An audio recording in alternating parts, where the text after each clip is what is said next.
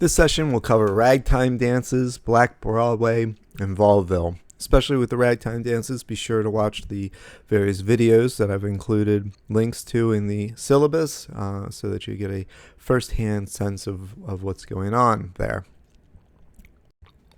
In the 1910s and 20s, we have World War I, the so-called war to end all wars. Of course, what happens is just not too long after, by the late 1930s, early 1940s, we have World War II, which in one sense is an aftershock to World War I, but it's one of those aftershocks that's worse than the original impact.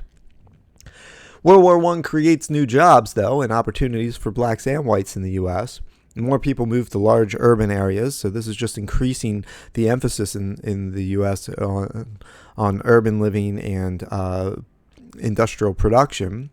This created a need for reminders of home, as well as cultural products that signify the new life people were leading. So you're going to see the rise of country music, the rise of blues as recorded objects that are meant in part for a sort of nostalgia commodity, or as a nostalgia commodity. And of course, we've already seen, going back at least to Stephen Foster, that music is often wrapped up in nostalgia, in reminding us of this lost past that perhaps never was a present, that never was something that we actually experienced, this idealized notion of the past. Recordings fit the bill rather nicely. Indeed, technology became an increasing part of everyday life. This is the era where more and more people have telephones, cars, films, radio, recordings, and so on. This is still before television, but your life is more and more impacted by these technological advancements. And indeed, some people are starting to look at the technology as really an extension of the self, right? Telephones allow you to communicate over greater distances. Cars reduce distance. If I have to walk somewhere, it might take me days to get there, whereas I can drive there in a few hours. Films allow you to see theater in a different way. I can watch the same film you're watching. I can watch it in New York while you're in LA, and we're seeing the same thing in some fashion. Radio allows you to listen further, and so on. Of course, you have the 18th Amendment, which is prohibition from 1919 to 1933, and this leads to a rise of mobster activity, of illegal drinking, and speakeasies, and has an obvious impact on music that we'll be talking about in several of these sessions. 1914 is the founding of ASCAP, and this is a very important development in music. We talked about Sousa's involvement in some of this and so on. This is the American Society for Composers, or of Composers, Authors, and Publishers. And they really demand royalties, and they win a copyright case at the Supreme Court in 1917, and Sousa's a part of that. Where they're really trying to secure their rights. Now, this is an important shift because for the most part, copyright in this country prior to this meant the publishers, not the composers. And now there's more emphasis being placed on the composers. Vaudeville slowly becomes replaced by the Broadway musical, and we'll talk about that in an upcoming session. After World War I, the record industry expands and then declines with the Great Depression, which begins, as you know, with the stock market crash in 1929. Records replace sheet music as the primary means in which music is distributed, and this is something worth thinking about in greater detail. It's something that we should consider on a philosophical level. What does it mean when records replace sheet music? What is the distinction between those things? In one sense, you could say, well, the same song is preserved in either way. If I have the sheet music to Dardanella or I have a recording of Dardanella, isn't that the same thing? But it's not really, right? And we know it's not. There are certain very key differences, and we'll discuss those more as we go along. Note also that on these early recordings, there's very little use of string bass because it makes the needle jump. And we saw that the piano doesn't record well. Things that do record well, the banjo, certain types of voices, and so on. 1919 is the first year when a hit song was popularized by recording before it was released in sheet music, and this was Mary, composed by George Stoddard and performed by Joseph C. Smith's orchestra. It was distributed by Victor, and it sold 300,000 copies in 3 months, and that was without sheet music. This is an important twist here, because for the most part, recordings were thought of as supplementary to sheet music. The recordings were so crappy that for the most part, the fidelity was so low that for the most part, the idea was that you would buy a recording, you'd hear it, you get used to the way the song kind of goes, then you buy the sheet music so you could sing it yourself and enjoy it in a clearer fashion, right? But now we see that the sheet music is subsequent to the recordings, that it's following the recordings, it's subordinate to the recording, and that's happening right here at 1919. Also in 1919, Victor sold 1 million copies of the song Dardanella by Johnny S. Black and performed by the Selvin Novelty Orchestra.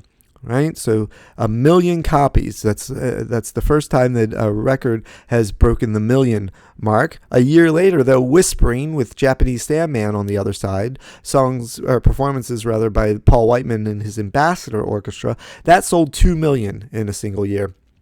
That's an incredibly high sales rate for something that was still considered something of a novelty, something of a sort of oddity. The recording industry in general, the phonograph. Now records were being pressed at around 100 million a year. So we've gone from really a novelty, fringe business, a side thing, something that you listen to at the drugstore while you're waiting for your prescription or whatever, or just to pass the time. Now we have this into a major commercial enterprise. That's what's happening with the record industry, and it's just going to build from here, as we'll see, aside from the dip during the Depression and other dips that we'll talk about in these business cycles. But now the record industry is a major industry. Now, at this time also, radio enters the picture. And here you can see this is from, I believe this picture's from the 1920s, maybe even the early 1930s. You can see a fairly elaborate apparatus at play here. But that's not how, as I'm sure you know, the radio begins. So let's talk a bit about the beginnings of radio. Radio becomes a major force. 1906 is the first broadcast of a radio program. Prior to 1906, radio was a fairly limited thing, and it was a hobbyist thing. It was something that scouts and usually young adult men would play around with, where you're basically just recording or transmitting signals, sometimes a little bit of a voice. The fidelity is not great. And a lot of the early transmitters with the radios, the idea is really just to see how far you can go. It's a technological thing that you play with. You build your own set, and then you see how far you can hear. In fact, radio journals at the time were not about listening to radio. They were about making radio and trying to go further as far as the broadcasting signal goes. And of course, they talk about how it's better to do it at night because you're going to be able to hear further along. And as you develop the radio and you could hear a little bit of a voice, people would just say, this is so-and-so from Davenport, Ohio. This is so-and-so from Davenport, Ohio. And then other people would write in that on the evening of April 3rd, I was able to hear someone say, this is so-and-so from Davenport, Ohio. And there were contests for who could hear further or broadcast further and further. But by 1920, after the First World War, during the First World War, there's not much development because radio is a military thing at this time. Radio is being used to communicate within and among the branches of the military. And so commercial radio is not really a thing. But after that, of course, all the advances, and this often happens, war leads to more technological advances in order to conduct war. And then afterwards, those advances proliferate among society, and that's what happens with the First World War and radio. In 1920, there are 3 commercial radio stations established. Only 3. There's KDKA in Pittsburgh, WWJ in Detroit, and WJZ in Newark, which is, of course, still around. By 1922, there are 564 stations licensed, right? So you can see an explosion in just 2 years. We go from 3 to 564 licensed. They're not necessarily in action yet. And by 1926, the National Broadcasting Company, NBC, created the first Sirius radio network. And what that means is they're taking a bunch of different radio stations and they're networking them. They're bringing them together so that they work. They can all broadcast the same thing at the same time, and that makes them much more powerful, and that makes them a national, have a national impact rather than just a local impact. And this was followed by CBS, Columbia Broadcasting, and then the Mutual System, and then ABC. So 3 of those 4 are TV networks as well, NBC, CBS, and ABC. And so they take on that kind of force that moves right into television. Sound film, as you know, was inaugurated with The Jazz Singer in 1927.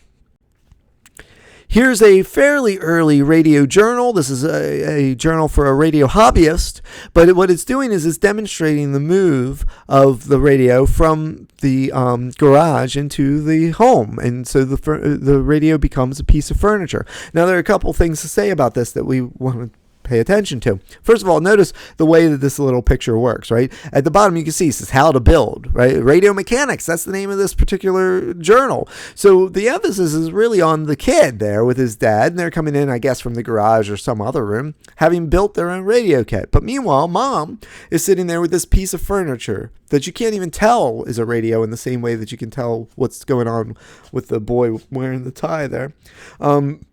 And she's dialing the radio, and it looks like a piece of furniture. This is what is called sheathing.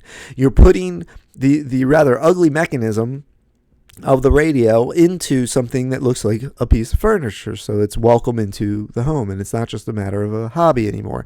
This is a very important transition that happens in the 1920s with respect to radio. Radio, especially early on, you didn't want it in your living room because it had the batteries that could leak acid and so on. It was a fairly unstable thing. You wanted it in the garage. You wanted it somewhere where it was contained. But with advances in radio in the 1920s, and especially with the rise of public broadcasting and the idea that this is something you can listen to, not just something you can play with, they have to find ways to bring the radio into the home. And sheathing is the big way to do that. You make it into a piece of furniture. You make sure it's clean. You make sure that it fits with the rest of the decor in your living room, and therefore it's welcome in that living room. And that's what you're seeing there in that picture. Now, part of what's going on in the teens are these animal dances. This is one of the fads, and it's drawn out of the ragtime craze, right? It's sort of the latter part of the ragtime craze. At the turn of the 20th century, social dancing, increasingly influenced by African American styles of music, is increasingly influenced by African American styles, and so they absorb certain elements of African American dancing into social dances, into these dances you would do at ballrooms or at parties or whatever. Around 1910, orchestrated ragtime led to a series of fad dances, and these include the Texas Tommy, the Turkey Trot, the Grizzly Bear, the Bunny Hug, which you see the Bunny Hug illustrated there as a song, right, with music by Harry von Tiltzer, the great composer, and the Foxtrot. So notice all the animal names, right? Now, there's no coincidence there. Part of this idea is that there's something cutesy about dancing a bunny hop or a grizzly bear, the bunny hug rather, or the turkey trot. There's something cutesy about that. It sounds kind of faddish. But at the same time, remember that a lot of these things are derived from African American styles, and there's something more aggressively corporeal about these dances, or at least that's how they were perceived. They're kind of, you'll see in the YouTube video, they're kind of silly dances, but they often involve touching in more direct ways than earlier social dances. I mean, this is just a typical progression of dance, by the way. I mean, in the 19th century, of course, the new dance at first was the waltz, and everyone thought of that as this scandalous dance, right? Because you were holding your partner throughout the whole thing, as opposed to the contra dance, where you basically hardly ever touched the partner, other than at one point your wrist touches the other partner's wrist as you're turning, right? That's the contra dance, more or less. Whereas the waltz, there's you're locked in an embrace for the whole thing. So that was already thought of as scandalous. So every generation seems to have to outdo the earlier one, at least for a long time, when it comes to these dances. Now, the animal dances originally appeared in San Francisco and Chicago and Memphis, so they were out toward the west, not so much the East Coast. Memphis is, of course, in the South and in Tennessee. And then they spread throughout the country through these vaudeville acts. And you can see that there are a bunch of these songs, and you can see even the way that this particular one works, right? Look at the top. It says, "The Craze of the Day." They're acknowledging that this is a fad. And in fact, that's part of what's important about it. These tunes are meant to be ephemeral. They're meant to be famous for a little while, and then you forget about them so that you buy the next song, and you're always caught up in the latest trend. That's how popular music by and large works. It's only later that it begins to gain pretensions of some kind of stability and some kind of longevity. It's designed to be evanescent at this time. Here you see the bumper belt, right? These dances were thought of as being so scandalous that they bordered on the lurid. And so you had these devices that kept the body, the male body, especially the genital area, from contacting the body of the female. And so this is the bumper belt. You can see that the young lady is wearing a belt, and it has from it 2 protuberances. And those protuberances would stick the guy in his gut and prevent him from pushing his body fully up against hers. And a lot of these dances, for young people to attend them, they had to have chaperones and so on. There are all sorts of ways in which these things are being surveyed, are being subject to surveillance, are being monitored, so that you don't have a outbreak of lasciviousness, whatever that might be. Several of these dances were even outlawed by the United Neighborhood Guild of Brooklyn, for instance, and other kinds of social formations. They were thought of as being too illicit, too caught up in the body, and therefore had to be banned outright. Again, when you see them, that may amuse you, because they don't seem, by our standards, to be at all risque. In 1910, the tango from Argentina was introduced in New York City by Maurice Mouvet.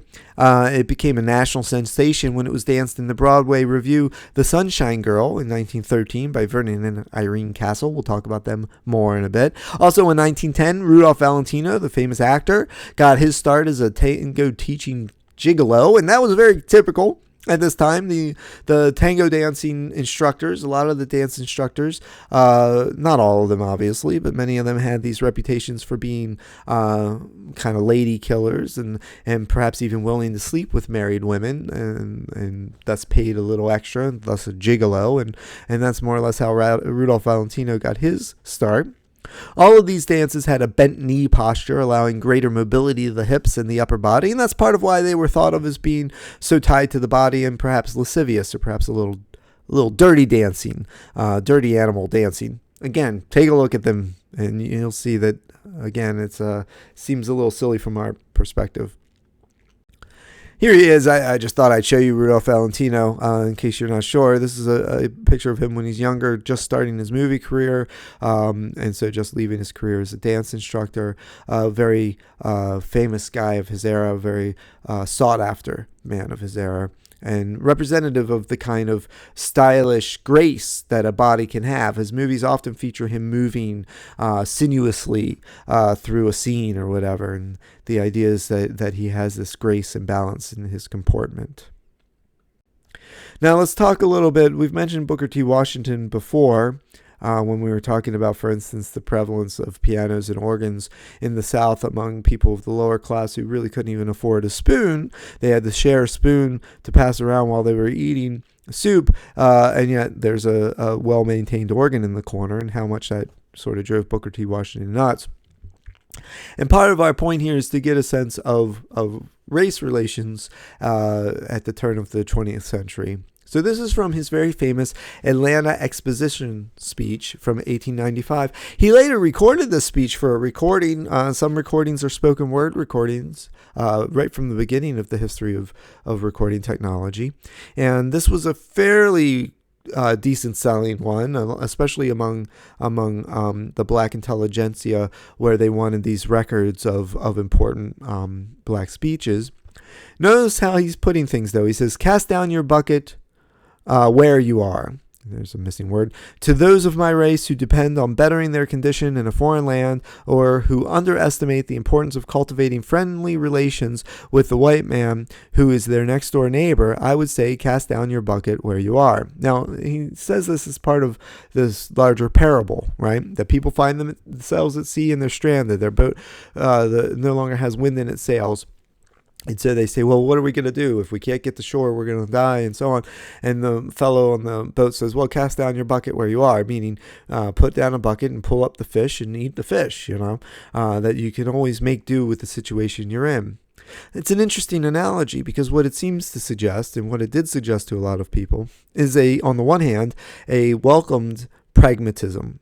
We are in a certain situation, whatever that situation is. Let's make the best of it. Let's figure out how to work with what we've got. There's no point in dreaming about something that's not likely to come to pass. Let's figure out how to make the best of the situation we're in and exploit it for all it's worth. Do something with it.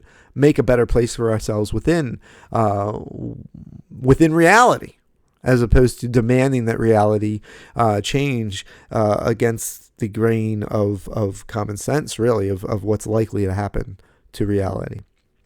But on the other hand, some people thought of this as being a kind of defeatist message, that this idea of it's important to cultivate friendly relations with the Southern white man. And obviously what's implied here is the Southern white man doesn't think very highly of African Americans. And so how are you supposed to cultivate friendly relations with someone who hates you?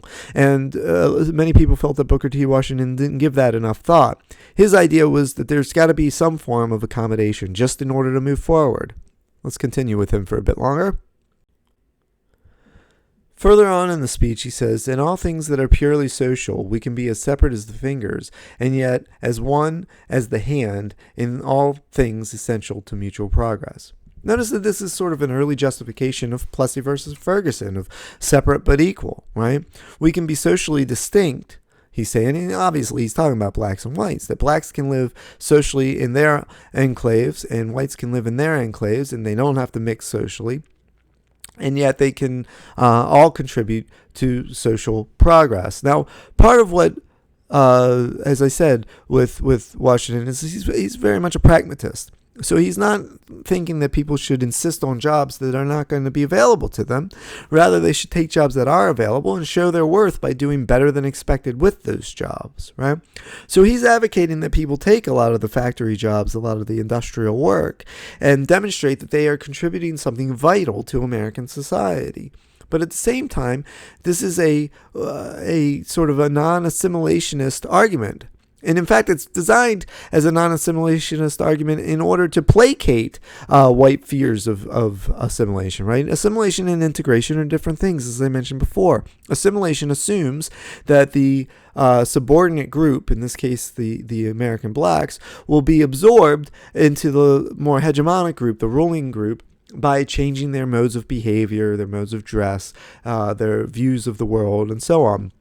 That's assimilation. You will assimilate yourself to this larger force. Whereas integration doesn't have to mean that necessarily. And he's promoting integration without necessarily assimilation.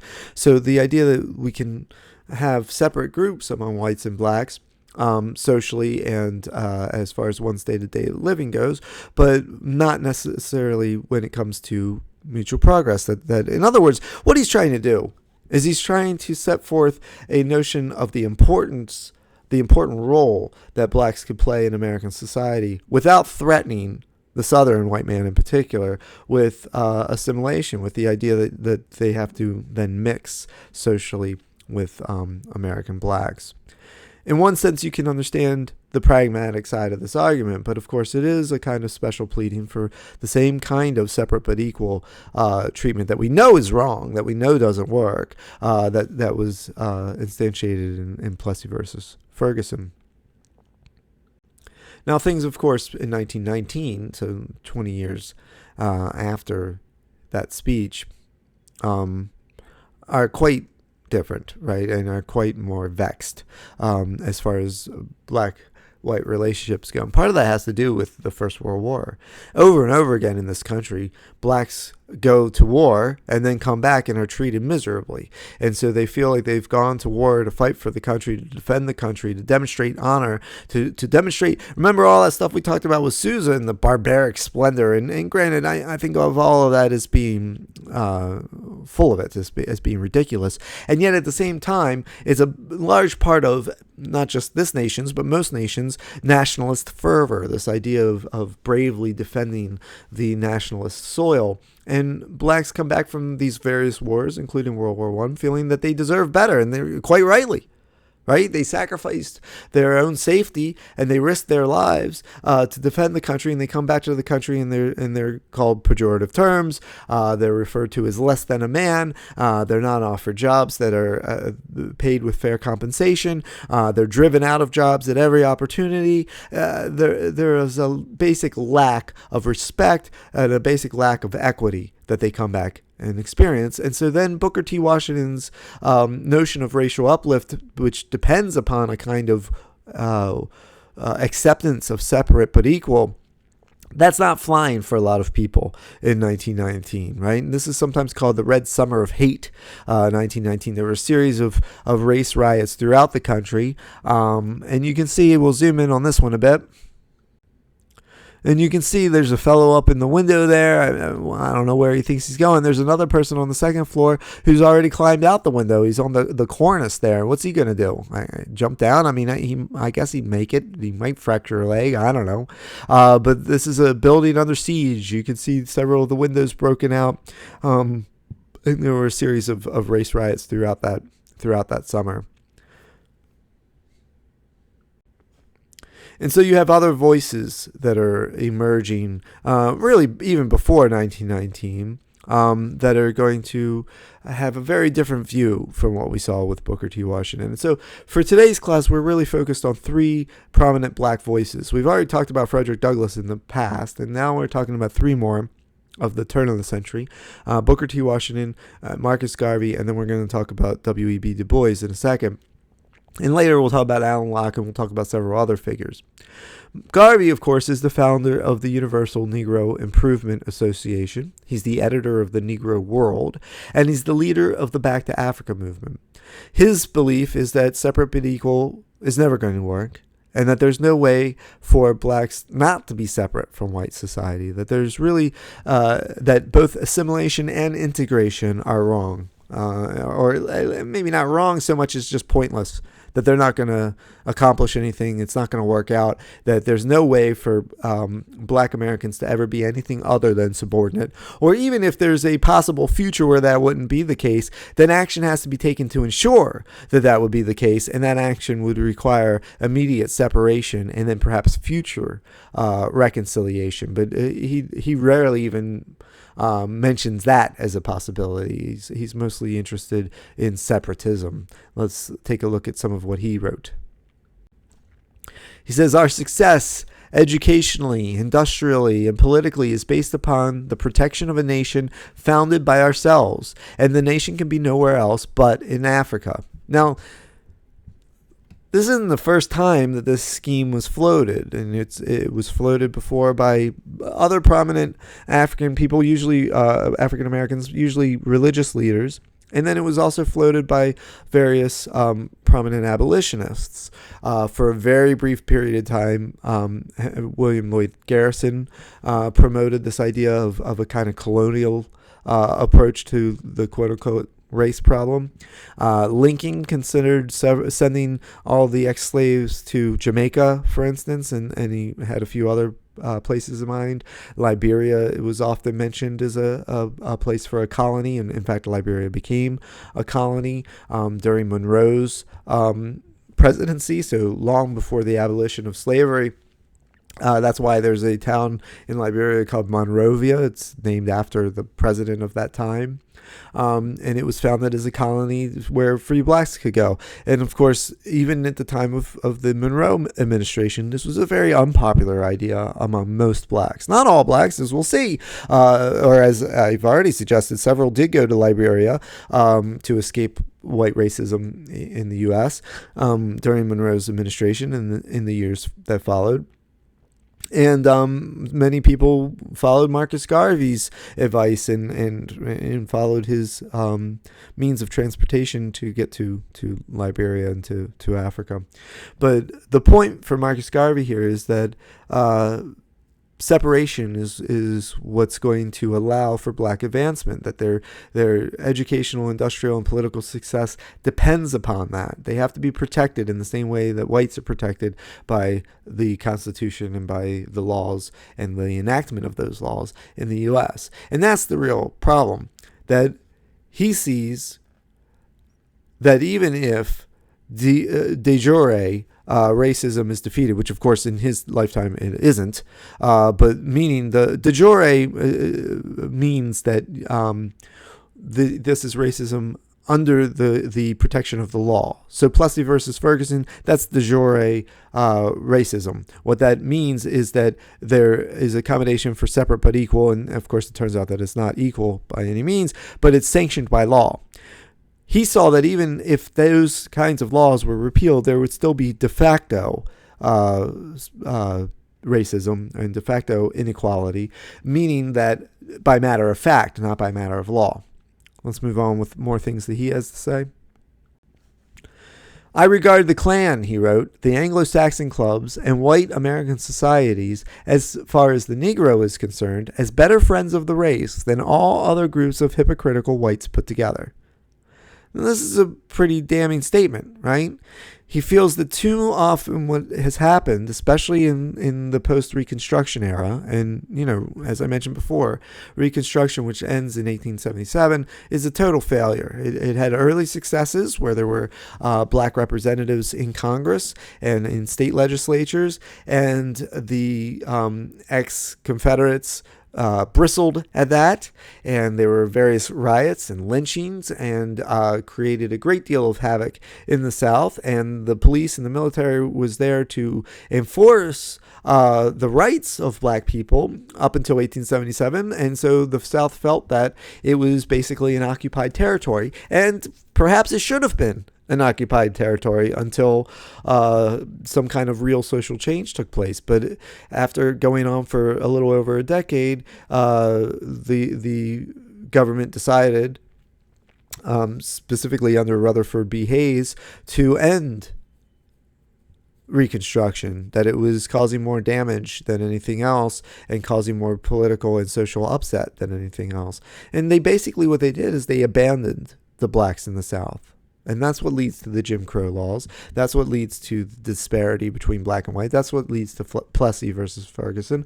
That's what leads to the continued outbreak of lynchings and the Ku Klux Klan and all the rest of the things that are going on in the South for those decades, because there was no protection offered anymore. It was withdrawn. And what ironically, perhaps, although I don't think he meant it ironically, what Marcus Garvey's saying here is, at least they're honest. At least the people doing the lynchings, the people that are saying I hate you, the people that are saying that you're worthless, at least they're honest. They're putting their cards on the table. These other groups, that say that they promote black achievement, that say that they promote equality and equity, and meanwhile are profiting off of a racist system, that they're hypocrites, and that they will make you believe that your day will come. It's that same message again, the meek will inherit the earth. They make you believe your day will come, and meanwhile you're just meant to wait. You're meant to be quiet, and you're meant to just bear and grin and bear it. And eventually that becomes intolerable, and that's how Marcus Garvey felt. And you can see the militaristic garb that he wears and so on, that he's trying to show this defiant attitude toward segregation. Our third figure here is W.E.B. Du Bois. W.E.B. Du Bois is one of the great intellectuals of his era, and I say that without distinction between black and white. He is one of the great thinkers of not just on matters of race, but on various other matters as well. He's really, in some ways, an intellectual hero, I think, for many people, including me. And his way of viewing things, his emphasis is going to be quite different from both of the others. He is not a separatist in the way that Marcus Garvey is. He is an assimilationist, but he doesn't feel that assimilation has to go in one direction.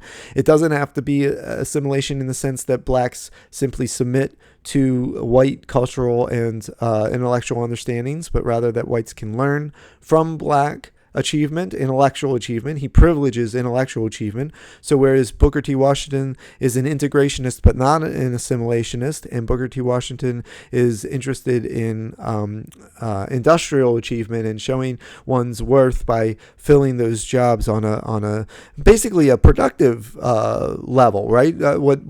What Booker, and I'm not trying to denigrate Booker T. Washington here at all. There are problems with the way that he was thinking, but there's some logic to it as well. That if America is more and more based, as it was by the time he's writing in the late 19th, early 20th century, if it's more and more based in industrial production, and part of its wealth comes from industrial production, and it's trying to show that it is the most productive of nations, then what better way to demonstrate your worth than to be integrally involved in that? But W.E.B. Du Bois thought that was the wrong move, that was just showing that you're continuing to be in the subservient position, the worker, the lowly paid worker at that, and that if blacks are going to call any attention to themselves, really, then the kind of achievements have to be the scholarly achievements, the intellectual achievements. We need people who are in government as black people. We need people who run important charities. We need people who run important businesses. We need people who run important intellectual institutions, including universities and are prominent professors at largely white universities. That's what's going to call people's attention. In other words, he's interested in a kind of exceptionalism. And exceptionalism comes under a lot of scrutiny anymore, that this is the doctrine of the exceptional Negro, as it used to be put, right? Or the exceptional black. The idea that, because it gives people the opportunity to say, well, yeah, but most of black people aren't that way. This guy's the exception. But his idea is that the exceptionality here isn't just a fluke, that it's demonstrating something about blackness that is itself exceptional. And that's something that's easy to forget in our criticisms of this. He wrote, "The Negro is a sort of seventh son, born with a veil, and gifted with second sight in this American world, a world which yields him no true self-consciousness, but only lets him see himself through the revelation of the other world. It is a peculiar sensation, this double consciousness, this sense of always looking at oneself through the eyes of others, of measuring one's soul by the tape of a world that looks on in amused contempt and pity. One ever feels his two-ness, an American, a Negro, two souls, two thoughts, two unreconciled strivings." This is a very powerful thought. So there are two things that he's famous for. This one, and then the notion of the talented tenth, which I've already sort of canvassed in talking about the fact that he emphasized intellectual achievements, right? He believed that African-American society was going to be judged not by what all the people did, but by what the exceptional tenth did. And part of that he felt was the same with whites, that when we're talking about white achievement, we're talking about people like Thomas Edison or whatever. We're not talking about Joe Schmo who works in a factory, right? Although that person's also a white person. The people that get the attention are in the top 10%. So he felt that that's where the emphasis should be. But this idea is much more complicated. This idea is grounded in the philosophy of Georg Friedrich Hegel, the German philosopher, that W.E.B. Du Bois studied quite voluminously, studied quite closely. And this idea is that within ourselves, we are split into a sort of subject and object position. We have the ability to imagine what other people think of us. What he's saying here is that African Americans don't have a choice in that they always have to be bitterly aware of what other people think of them, of how they're seen, and that this is a kind of gift, a second sight. They're able to see more because of this.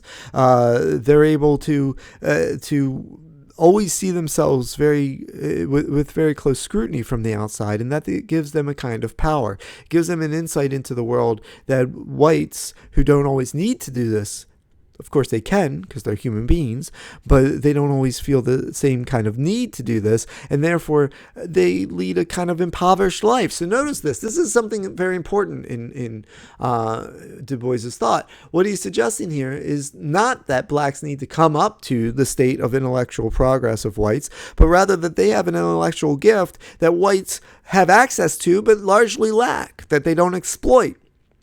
And so this is one of the many things that white society can learn from black society, and that is a form of insight that they might lack.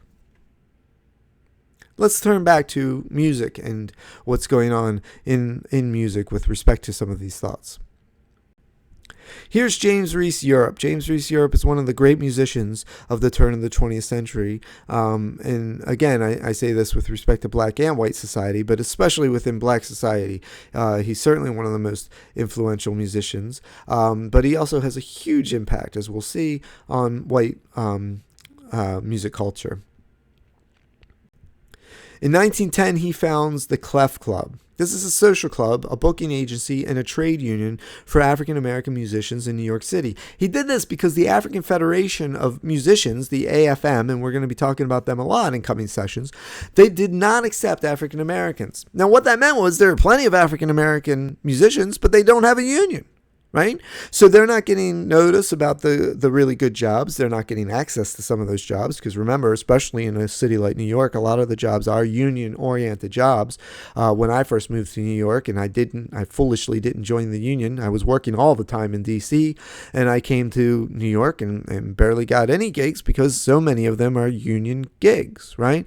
So the AFM is not allowing African Americans into the union. What James Reese Europe does is he creates his own union.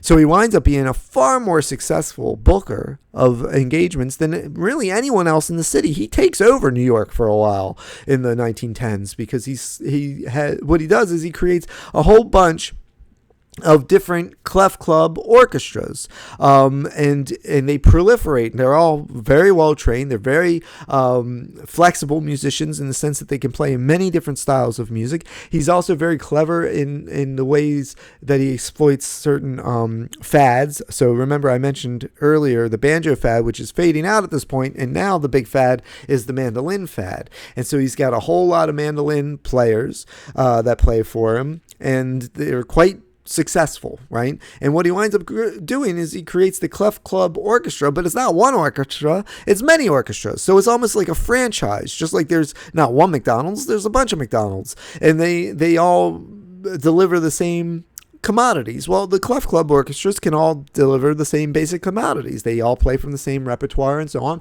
They all play with great skill and with great discipline. And so they proliferate throughout the city. And he's a very smart businessman, and he's able to really create a lot of bookings for himself. Then starting in 1913, he starts working with the Castles, and we'll talk about what I mean by that in an upcoming slide. Here's a picture of the Clef Club Orchestra. One of the things that's interesting about James Reese Europe is James Reese Europe becomes himself rather famous in New York. And so people not only want the Clef Club Orchestra, but they figure out it's a franchise, and no one cares, of course, because they're all great musicians, but they want him. He becomes kind of a celebrity, right? And so he comes up with something that I think is kind of clever. He shows up to a gig with one of the orchestras, introduces the group, conducts the downbeat, and while in the middle of the first piece, his assistant conductor comes up and takes the baton from him and continues to conduct. He then jumps in a car and is driven to another gig, starts off that gig, is driven to the next gig, starts off that gig. So that way he's appearing at least to introduce and start off the evening for 4 or 5 different orchestras per night for a while there, right? So this is a way in which he really cultivates this cult of personality, this interest in his celebrity, and therefore promotes the Clef Clubs, the various Clef Club orchestras, and really makes a very solid living for himself. Not only does he play for black audiences, obviously, but he's also playing for many, many white audiences. He's playing at many ball rooms, at many dance clubs, and so on, for these large social dances, for these large functions. And he comes to the attention of 2 of the most famous dancers of the period, Vernon and Irene Castle, and they're the people we're going to talk about next. Vernon and Irene Castle are really important in the history of dance. And here you can see 2 of them, their stills. And these are publicity photographs. These were used to help promote them. The one where they look like she's sort of bent backwards. This is one of the most famous pictures of them. And it shows her elasticity. They're really a model for the various dance duos or teams that come after them. If you think of Fred Astaire and Ginger Rogers, Fred Astaire and Ginger Rogers even did a movie about the Castles. That's how influential they were on them. And they really revolutionized the way that social dance works, not just in the U.S., but throughout the world. And let's take a look at some of that. The Castles were media superstars of the World War I era from 1912 to 1918, and they totally altered the landscape of social dance and created a rage for ballroom dances and classes. They had their own classroom studio. So what they did is they had a studio that they eventually franchised, right? So they had teachers that supposedly trained with them that that you could subscribe to. And this is quite different than say Rudolph Valentino, right? This doesn't have that same kind of air of something that's for bored housewives that maybe looking for something more than just dance lessons. These are dance lessons in order to feel like you can be somewhat sophisticated, fit in on the ballroom, that kind of thing. They're one of the inventors of the dance manual, for instance. They broke down their routines into these manageable figures or patterns that they felt anyone could learn, and they number them and everything else.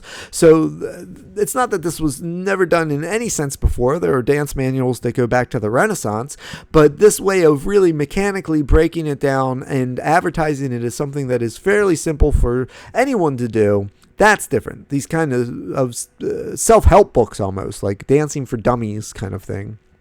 From 1913 to 1918, James Reese Europe wrote and directed a lot of their music and recorded albums under the supervision of Vernon Castle. So, for instance, in 1914, you have the Castle House Rag, which was a big hit for them and a big hit for James Reese Europe. So this is important because usually a team like this, first of all, usually a team like this would only incidentally be related to recordings, but they had their own line of recordings, right? They're not musicians. When you're listening to their records, you're not hearing them do anything. They're not even like tap dancing in the background or anything. You're not hearing them do anything. These are officially approved by them, meaning that they think it's something that they would dance to. And of course, it is something they would dance to because James Reese Europe is the conductor of their orchestra. He's the conductor of the orchestra that they tour with, right? And so the idea here is that they are creating this line of records that are perfect for the kind of dances that they're teaching. It's all part of one big merchandising scheme. Now, you have to give them some credit. It was not easy to get gigs all over the country with James Reese Europe as their conductor, and Vernon Castle was very specific about that he had to be included. He was their conductor. He was their composer and their conductor, and he was going to be accorded that respect. They weren't going to get a white substitute conductor. Now, the merchandising aspect is one of the most interesting with the Castles. Let's turn to that in a little more depth.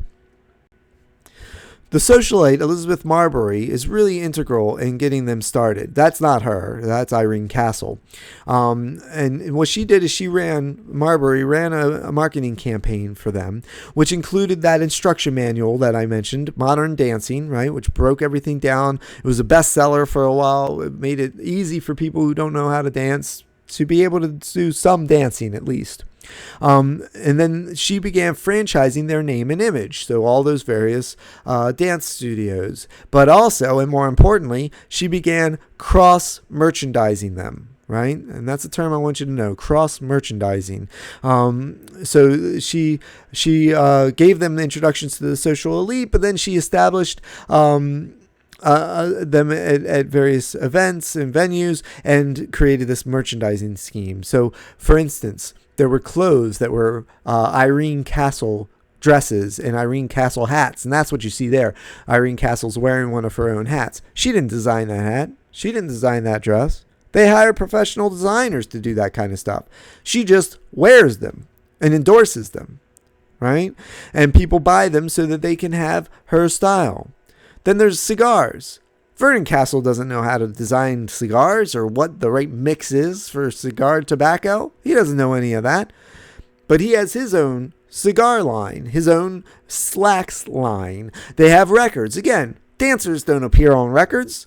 These are officially approved by them. It's part of their commercial machine. There are magazines associated with the Castles, hats, all sorts of things that you can buy. Shoes, of course, right? Shoes for dancing and then shoes for just going out. The shoes for dancing kind of make sense, but the shoes just for going out is because they become these fashion icons. They are the kind of Kim Kardashians of their day, right? They don't design the things they're selling. It's their name being on it that increases their brand, but their brand here is a cross-merchandising juggernaut. It's an attempt to touch on all kinds of commercial activities. So even people who don't go out to see them dance might wind up having a record that's been quote unquote supervised by them, or having wearing a hat that is associated with their name. This is the precedent for cross merchandising that we now take as being just that's what celebrities do, but that's not what they did before this. So Elizabeth Marbury is a very important figure that nobody seems to remember much anymore because of this very issue.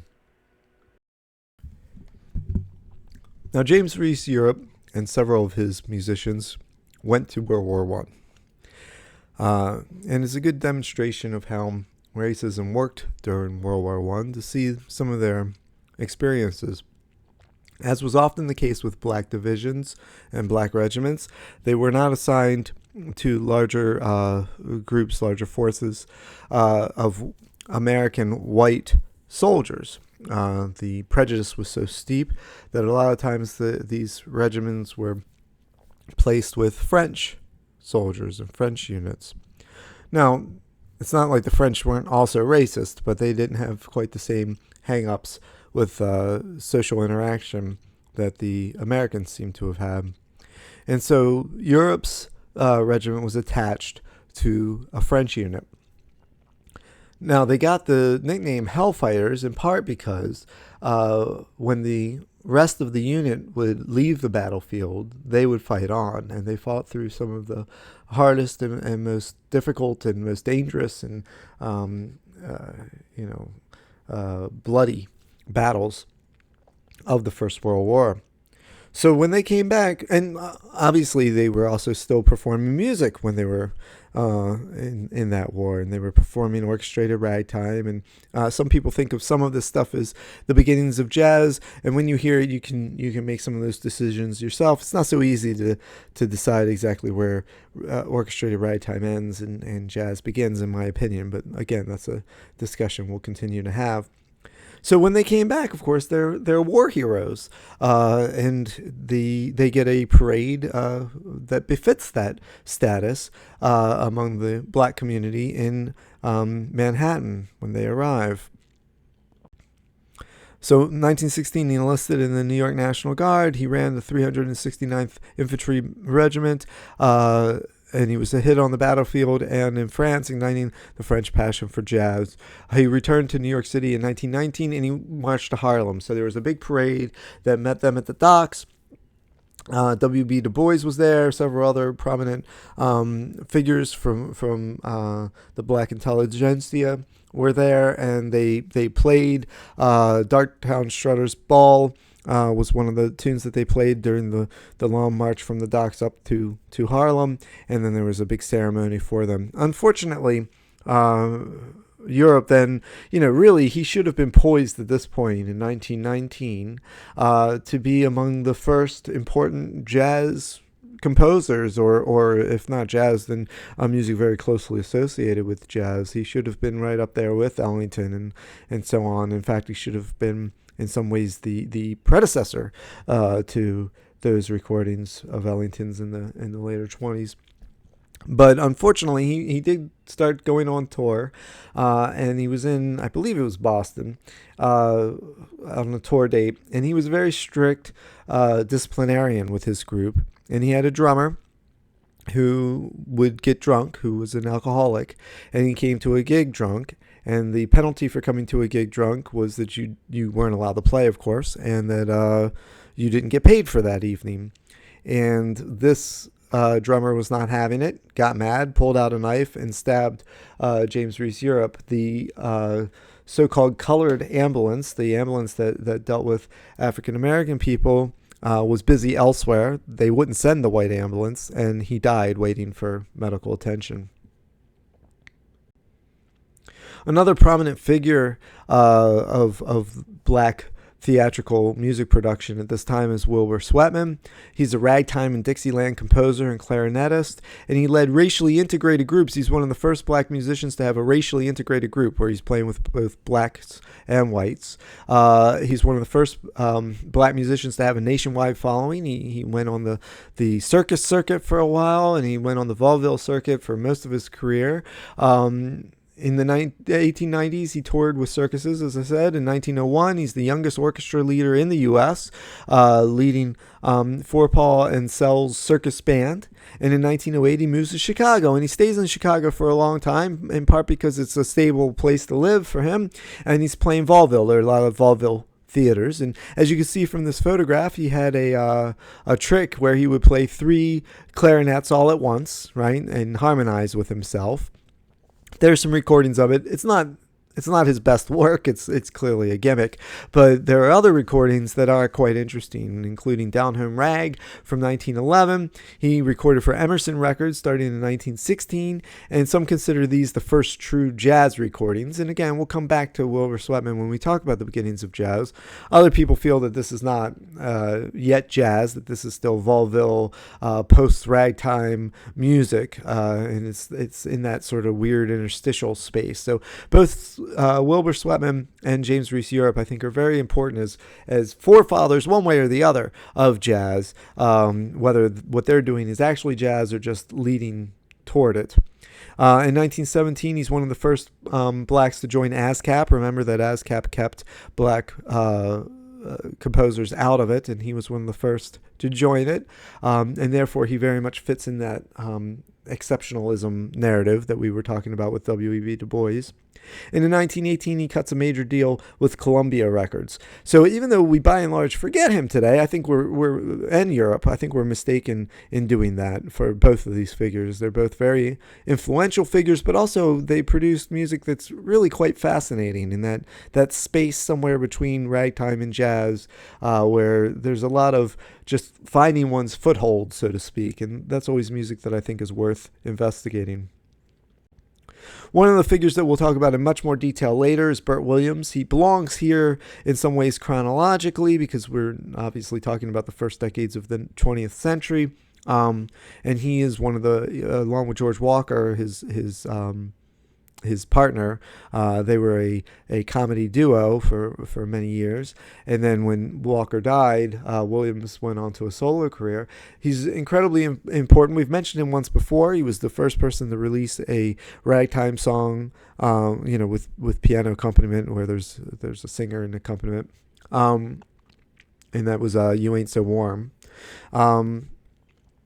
And then, as we'll see, he has a series of successful shows. So I wanted to make sure that he was included here, but we'll talk about him in more depth in an upcoming session.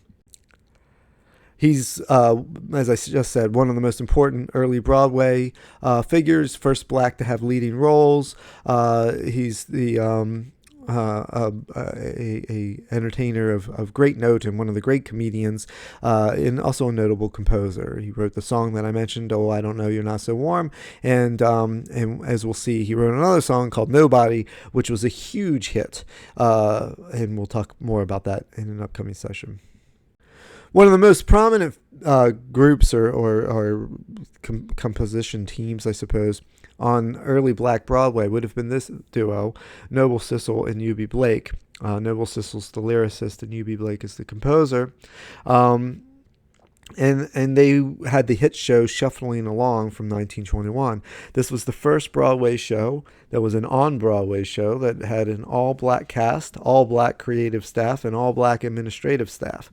So this is an all-black production in the truest sense of the term. They even avoided getting much financial support early on from whites. They wanted it to really be something that was demonstrating African-American creativity and business sense as well. So they had members of Europe's orchestra. They had been members of Europe's orchestra in 1916, and this becomes the first successful all-black Broadway musical. It included huge hits like the one you'll listen to, "I'm Just Wild About Harry," but also "Love Will Find a Way" and several others. Let's move on to some pictures from the first production. Here's the cast of Shuffle Along in 1921, and you'll notice, for instance, that this is not done in a sort of minstrel fashion, right? They're not wearing blackface or anything else. For the most part, there are scenes actually where there's blackface, but you can see you have light-skinned and darker-skinned people here present, and we'll talk a little bit about the light-skinned dancers for the next slide. One of the things that's very typical of the teens, 20s, 30s, and 40s is chorus girls. Black chorus girls tend to be lighter skinned. This was something that was prized by audience members and impresarios and people like that. So here you see Noble Sissel sitting in the midst of all these chorus girls, and you notice they're of a much lighter complexion than some of the other actors that we saw in the previous slide. Now, this is part of the complexity, really, of racism, or even just race in this country and in others as well, so that it's very typical to have lighter-skinned black people in New Orleans. We'll see that that's an important part of the story of early jazz, is the distinction between the lighter-skinned Creoles and the darker-skinned African Americans, and that was sort of the two sides of jazz in New Orleans. And here you see it with the chorus girls as well. Here's another one, a promotional picture for of some of the chorus girls in their outfits for the show itself. Here's the Shuffle Along Orchestra. This orchestra included William Grant Still, the great African-American composer of the 1930s. He wrote several important works, including music for several films, so a very significant figure. And then here's the sheet cover for the sheet music of I'm Just Wild About Harry. Notice again the difference from what we've seen in earlier sessions here. These are not minstrel characters, but you do have a character on the stage and then an audience member. But that audience member is black, as is the character on the stage, and neither of them are done up with the exaggerated features of a sort of minstrel character. You have the same kind of self-promotion that I've mentioned before when we've been looking at covers of sheet music, so that the composers, Noble Sissel and U.B. Blake, are listed there as writers of all the lyrics and music in this successful production. So it's bringing attention to the production as a whole, while selling this particular song as you can see, foxtrot novelty song from the sensational musical comedy success Shuffle Along. Shuffle Along is one of those, there's a revival of it that was going around the last year or so. But by and large, it's often forgotten or neglected, and yet it's one of the really important moments in the history of Broadway, and especially in the history of black participation on Broadway. Many people saw this as a sort of almost W.E.B. Du Bois-like achievement of the top 10% of the talented 10th, right, as he called it. This was an achievement that was to demonstrate that blacks could not only mount successful productions that were successful with both black and white audiences, that they had the business sense to organize a large-scale theatrical event, but also that they were creative on all levels of both performance, composition, the writing of the book, of the lyrics, and everything entailed in this very large and very successful production.